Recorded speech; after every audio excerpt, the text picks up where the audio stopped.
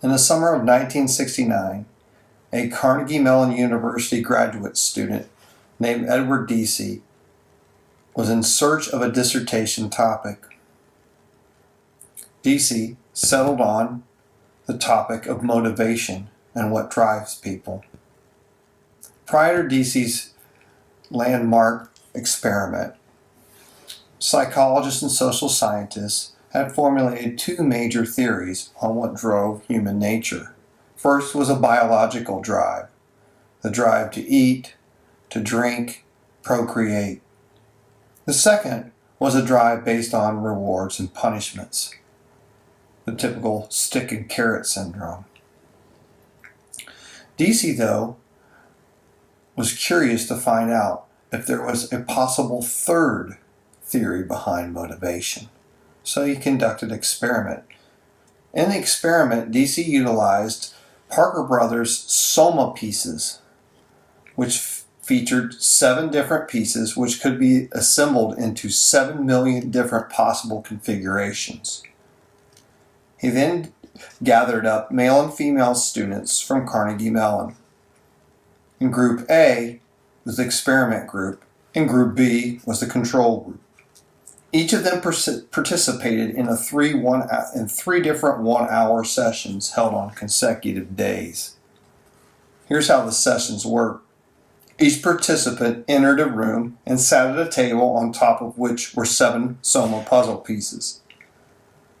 Drawings of the 3 puzzle configurations and copies of 3 different magazines sat on the opposite end of the table.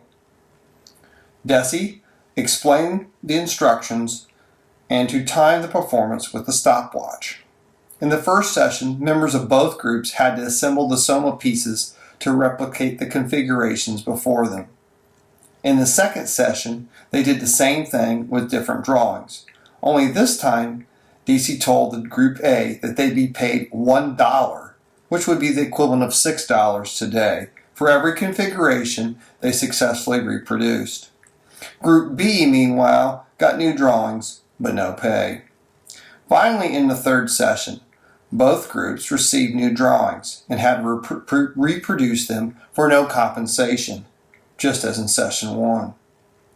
But there was a twist. It came midway through each session.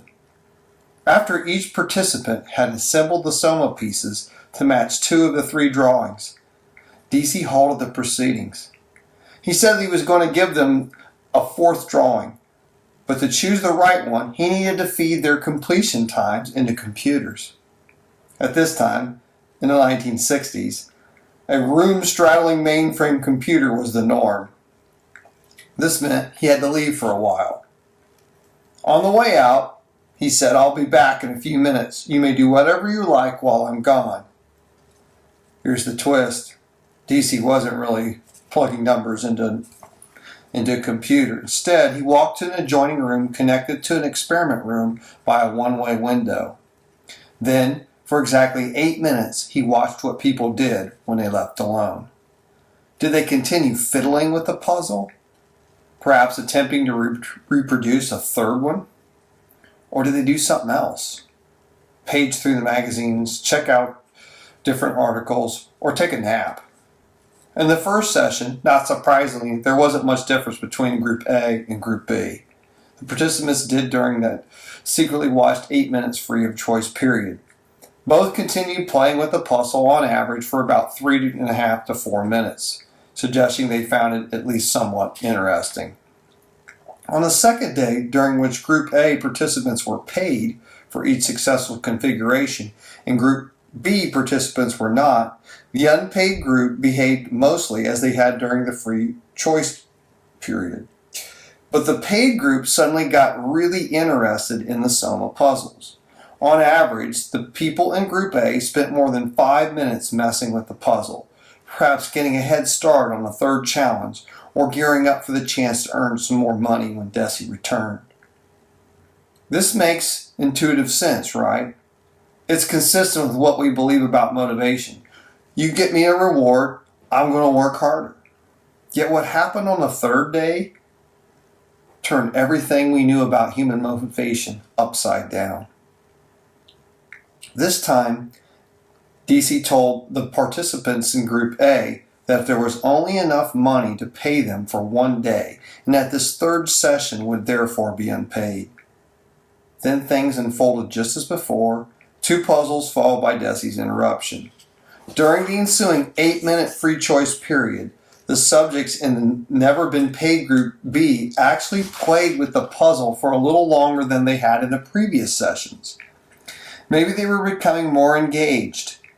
Maybe it was a statistical quirk. But the subjects in Group A who previously had been paid responded differently.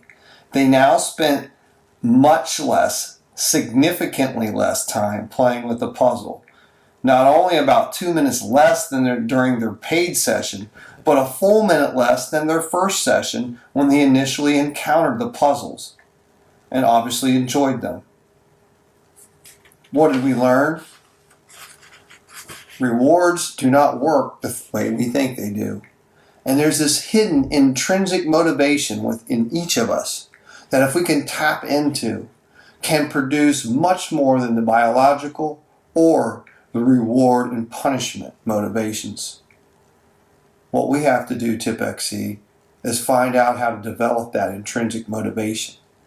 What inside you creates that drive to push you to go further and further. Without the knowledge of any reward, we have to find that, and we will.